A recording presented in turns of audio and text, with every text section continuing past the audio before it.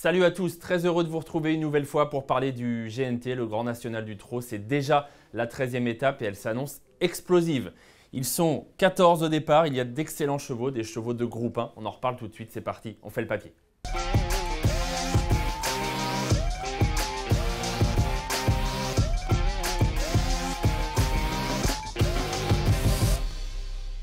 Allez, avant de parler de ces 14 participants, je vous rappelle une nouvelle fois que vous pouvez bien sûr vous abonner à notre chaîne YouTube et puis n'hésitez pas également à liker nos contenus s'il vous plaît. N'hésitez pas, comme d'habitude, à me dire qui sera votre favori pour cette 13e étape du Grand National du Trot.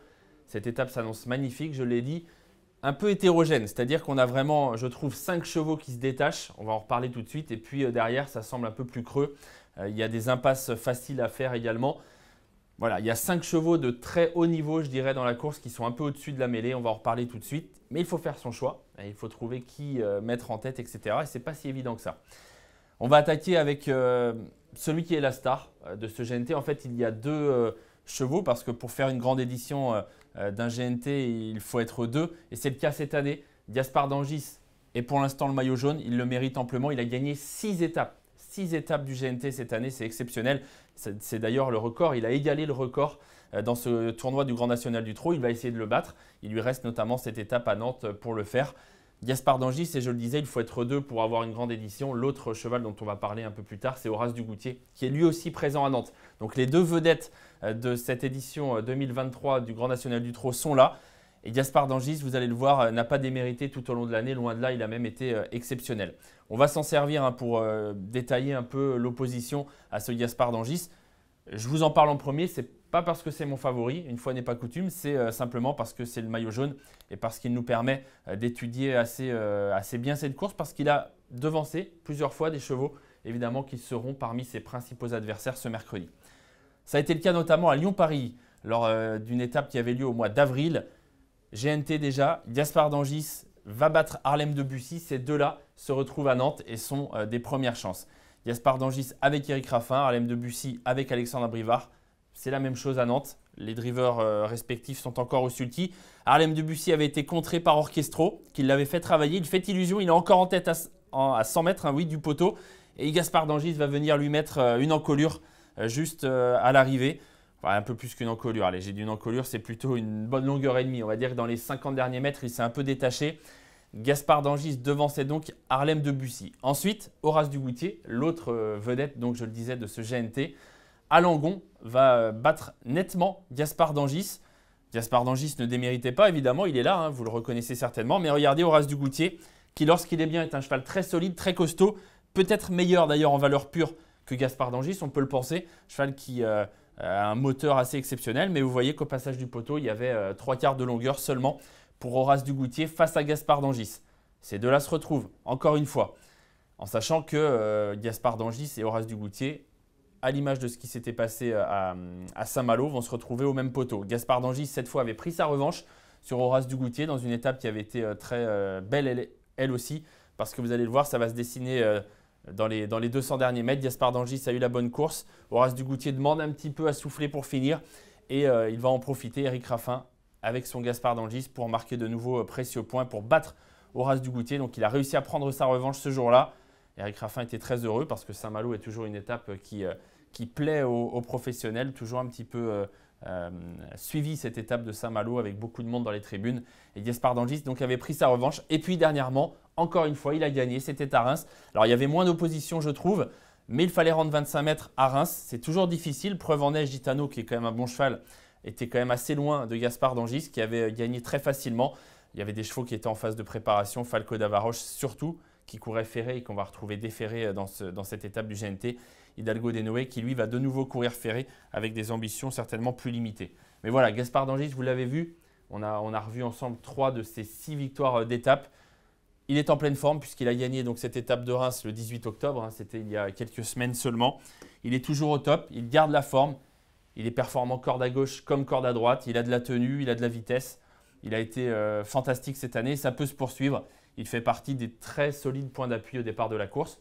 Est-ce qu'on doit le placer en tête ou pas? Ça, c'est la question que chacun devra se poser.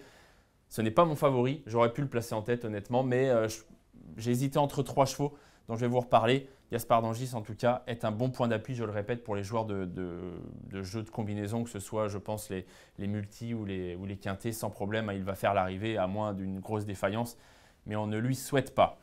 Horace Dugoutier, on a connu une défaillance la dernière fois. Preuve en est que les chevaux, encore une fois, sont des êtres vivants et il peut leur arriver des bricoles. Lui, il a été malade, tout simplement. C'est ce que nous dit Sébastien Garato, son entraîneur. C'est ce qu'il a confié à nos reporters. Il était malade au Mont-Saint-Michel et on veut bien le croire parce que ce jour-là, Horace Dugoutier n'a pas pu doubler un cheval. Il a été l'ombre de lui-même et ce n'était pas le cheval qu'on a connu auparavant dans ce circuit du GNT. Je vous l'ai montré, il a devancé Gaspard d'Angis à Langon. Il a été battu ensuite par Gaspard d'Angis, notamment à Saint-Malo, mais il avait gagné aussi à Saint-Brieuc. Super cheval. Il a un peu besoin de rassurer, étant donné sa dernière course et le fait qu'il ait été malade. Mais on fait confiance à Sébastien Garato, le cheval doit être bien. Après, attention, l'épreuve est très relevée, donc gagner sera difficile, mais il doit pouvoir faire l'arrivée du quintet. Alors, face à nos deux petites vedettes là, du Grand National du Trot, il y a du très beau monde. Et c'est pour ça que je n'ai pas placé en tête ni Gaspard d'Angis ni Horace Dugoutier, parce qu'il y a du très très lourd en phase 2. Il y a des chevaux de groupe 1. Et ce n'est pas usurpé que de dire ça, vous allez le voir.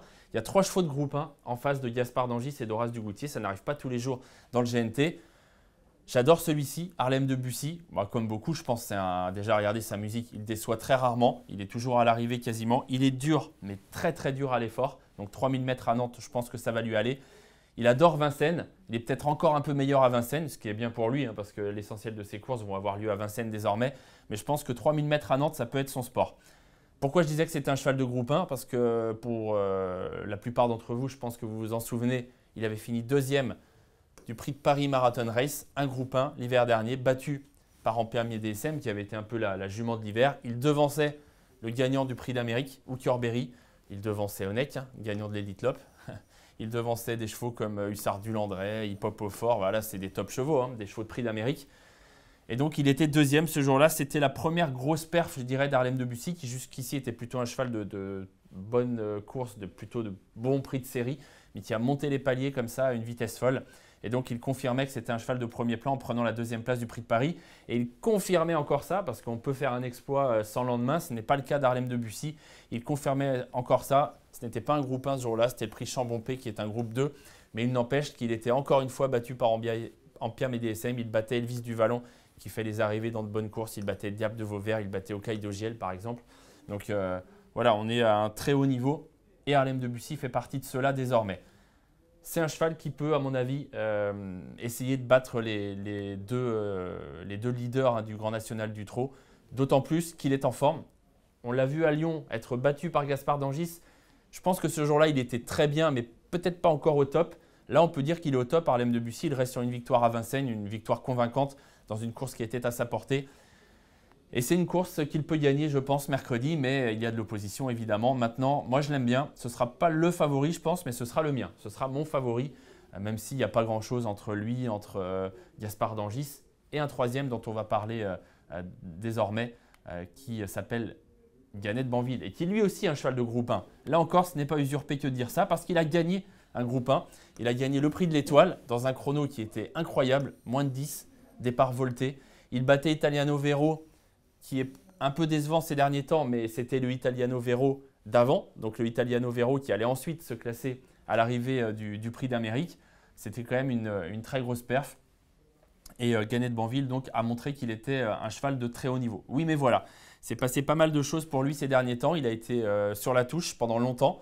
Ah oui, je vous ai remis une autre perf parce que celle-là, elle est magnifique quand même. FaceTime Bourbon, étonnant. Et il était 3e de ces chevaux-là. Voilà, ça se passe de commentaires. Ça montre que, évidemment, en valeur intrinsèque, il n'a rien envié aux autres. Mais il a été absent presque 2 ans. C'est énorme. Maintenant, il est revenu à la compétition dans le GNT à Angers. Il était 3e d'Horace Dugoutier. C'était une très belle perf.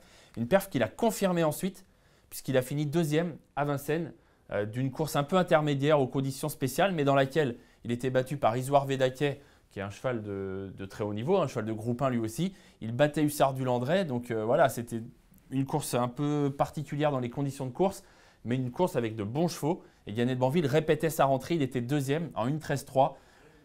C'est difficile de savoir est-ce qu'il est au top, pas au top, est-ce qu'il va encore monter là-dessus. Il n'empêche que ces 2 courses de rentrée sont très bonnes. Il n'empêche qu'il a gagné un groupe 1. Et enfin, il n'empêche qu'il est drivé et entraîné par Jean-Michel Bazir. Mais je dis volontairement drivé. Pourquoi? Parce que Jean-Michel Bazir, en tant que driver, a gagné 10 fois cette étape du GNT à Nantes. 10 victoires dans le GNT à Nantes pour Jean-Michel Bazir, c'est énorme. Comme on va dire qu'au niveau stade, c'est sûr qu'il est énorme, Jean-Michel Bazir, mais c'est encore le cas avec cette stade dans le GNT à Nantes. Yannet de Banville, donc pour la victoire, il peut gagner, c'est clair. Je lui ai préféré Harlem de Bussy, mais franchement, Yannet de Banville peut gagner, c'est évident. Il fait partie des chevaux postulant à la victoire. Je vous ai parlé des deux premiers du classement du GNT, c'est-à-dire Gaspard d'Angis et Horace Dugoutier. Je vous ai parlé des deux chevaux qui ont énormément de potentiel. Yannet de Banville, bien sûr, avant sa blessure, qui avait gagné Groupe 1, et Harlem de Bussy, ça en fait 4. Je vous ai dit tout à l'heure qu'il y avait 5 chevaux qui se détachaient très nettement du lot. Le 5e, c'est peut-être pas le 5e d'ailleurs, en tout cas, il fait partie de ces 5-là. C'est Idéal du Pommeau. Et là encore, c'est un cheval de Groupe 1. Vous allez me dire, il est gentil, ce sont tous des chevaux de Groupe 1 pour lui, mais non, c'est un fait parce que Idéal du Pommeau a gagné un Groupe 1, lui aussi, Grand Prix de l'UET, qui est quand même une course prisée. Voilà, il a gagné Groupe 1, donc c'est un cheval de top niveau, évidemment. Il a eu lui aussi des problèmes de santé, des petites choses qui se sont accumulées, donc qui l'ont un peu embêté dans sa progression. Mais il a fini encore 3e cette année après une course de rentrée à Vichy dans un groupe 2 gagné par Idaho Tillard. Le petit couac, c'est qu'il a de nouveau des petits problèmes de santé dernièrement. Il n'a pas pu courir le Critérium des 5 ans, qui était une course à son programme. Il a eu un petit problème. Maintenant, voilà, Sébastien Garato nous dit que son cheval revient bien. La roue va tourner, la chance va revenir. Pour la course de mercredi, c'est une affaire d'impression. C'est une affaire de choix. C'est un top cheval, c'est sûr. Moi, je l'adore, Idéal du Pommeau. Enfin, je l'adore. En tout cas, je l'aime beaucoup. Je pense que c'est un cheval qui peut courir à haut niveau cet hiver. Mais voilà, l'hiver arrive. Il a été absent pendant 2 mois. Sébastien Garato nous dit l'objectif, c'est surtout de lui donner un bon parcours. Il va attendre. Je pense qu'il va finir, c'est sûr, parce qu'il a un fond énorme. Il a un énorme moteur, ce cheval. Est-ce qu'il va finir 3e? Est-ce qu'il va finir 5e? Est-ce qu'il peut jouer la victoire en étant couru un petit peu battu? Je ne pense pas. Mais voilà, je dirais que sa place, elle est entre 3 et 5 à mon avis pour Idéal du Pommeau. En tout cas, ce sera vraiment une course intéressante pour l'avenir. Voilà, la victoire, honnêtement, elle va se jouer là, entre le 8 Harlem de Bussy, le 10 Idéal du Pommeau, le 11 Horace Dugoutier, le 12 Gaspard d'Angis et le 13 Yannet de Banville. Il faut faire le bon choix. Moi, je vous l'ai dit, j'ai choisi Harlem de Bussy, mais il n'y a pas de certitude. Yannet de Banville peut gagner, Gaspard d'Angis également. Les deux Garato, Idéal du Pommeau et Horace Dugoutier, ont un peu besoin de rassurer. Voilà. L'un parce qu'il a été malade et qu'il a mal couru dernièrement, c'est le 11 Horace Dugoutier. L'autre parce qu'il a été blessé et non partant dans le critérium des 5 ans, c'est le 10 Idéal du Pommeau. Mais ce sont 2 chevaux qui sont quand même des chevaux de très grande classe. Voilà, les 5 favoris de la course, très logiquement, ce sont ceux-là. Et derrière, parce que ce serait trop facile si ces 5-là prenaient les 5 premières places, il faut peut-être essayer de trouver une surprise. Il faut peut-être tenter un petit truc. Ça peut être Gaïa de Cagnes parce qu'elle part en tête, parce que l'écurie de Jean-Philippe Ravgeot est en top forme. En valeur pure, sans vouloir être dur avec elle, elle n'a rien à voir avec les 5 chevaux dont on a parlé qui sont des chevaux de haut niveau. Mais voilà, elle est valeureuse, elle part en tête, elle peut profiter de sa forme. Celui-là également est un cheval intéressant, Faceful, ancien représentant de Louis Baudron. Il a bien couru pour Anthony Pacari, qui est son nouvel entraîneur depuis quelques mois dernièrement au Croisé-la-Roche. C'est un bon cheval, Faceful, il part en tête. Voilà, c'est un profil amusant pour essayer de trouver le 30 contre 1 à l'arrivée. Ce numéro 5, Faceful, si on veut élargir un petit peu et sortir des 5 favoris logiques de la course. Et puis Falco d'Avaroche, parce que c'est un bon cheval, parce qu'il est déféré des 4 pieds. Il a été un peu préparé pour ça. Donc on ne peut pas l'exclure totalement d'un ticket, même si là encore les 5 autres lui sont supérieurs en valeur pure et assez nettement. Donc à mon avis, il y a 3 chevaux que vous pouvez tenter de garder dans vos jeux pour essayer de pimenter un peu les rapports. Le 3, le 5, le 7. Pour les autres, ça va être quand même plus compliqué. L'As Galion de Vire, à mon avis, est un peu surclassé. Le 2, Grande de Ranchy, Cours Ferré, on peut l'éliminer sans problème. Le 4, Félus Ernest, ça va être dur. Le 6, Hidalgo des Noé et Ferré à 25 mètres, compliqué. Psom d'Airfray, le 9, vient de gagner une course à Fasec, tiens, pour l'info, parce que ça n'apparaît pas forcément sur les performances. Il a couru une course école et il a gagné, mais ça paraît quand même dur à ce niveau. Et puis la superbe Delia du Pomereux, elle a 10 ans maintenant et c'est plus compliqué. Et puis là, elle rend 50 mètres, elle est ferrée, donc on peut l'oublier. Et on espère qu'elle sera en forme pour les belles courses de l'hiver. Je vous donne mon ticket. Je vous ai beaucoup parlé des favoris. Je les ai classés dans cet ordre-là. Le 8 Harlem de Bussy, le 13 Gannet de Banville, le 12 Gaspard d'Angis. Je pense que ces 3-là ne peuvent pas sortir des 5. À moins d'une énorme défaillance, à moins d'une gêne. Ça peut toujours arriver aux courses de chevaux. Il n'y a jamais de… Attention aux certitudes dans les courses de chevaux. Attention, c'est toujours dangereux. Mais franchement, ces 3-là sont hyper solides pour faire l'arrivée. C'est pour ça que je les ai pris seulement ces 3-là en base. parce qu'on va essayer de toucher le quintet dans l'ordre, avec derrière le 5 Faceful, le 7 Falco d'Avaroche, le 10 Idéal du Pommeau et le 11 Horace du Goutier. Vous voyez que les deux Garato, je les ai mis dans mes associés évidemment, mais pas en base, parce qu'il y a un tout petit doute. En tout cas, il y a plus de doutes que pour mes trois favoris, le 8, le 13 et le 12. Et là, j'espère vraiment qu'on va toucher. Je n'ai pas mis Gaïa de Cagnes parce que ça aurait coûté trop cher. Là, c'est 12 € en flexi 50%. Si vous voulez le faire à taux plein, évidemment, vous pouvez. Ça vous coûtera 24 €. Puis vous pouvez également profiter de l'option max. Je vous rappelle que le nouveau quintet est sorti depuis samedi avec une option max qui vous permet de multiplier vos gains par 2 ou par 10 si vous êtes chanceux. Il faudra rajouter pour un ticket à 2 €.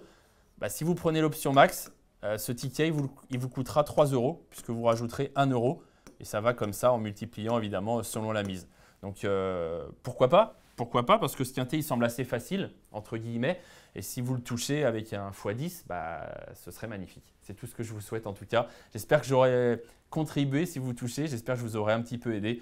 En tout cas voilà ma sélection et mon ticket pour le GNT, pour l'étape numéro 13 du GNT de mercredi à Nantes. Départ, notez-le, à 13h55. À suivre évidemment, comme d'habitude, sur Equidia et equidia.fr. Bon jeu à tous et à bientôt.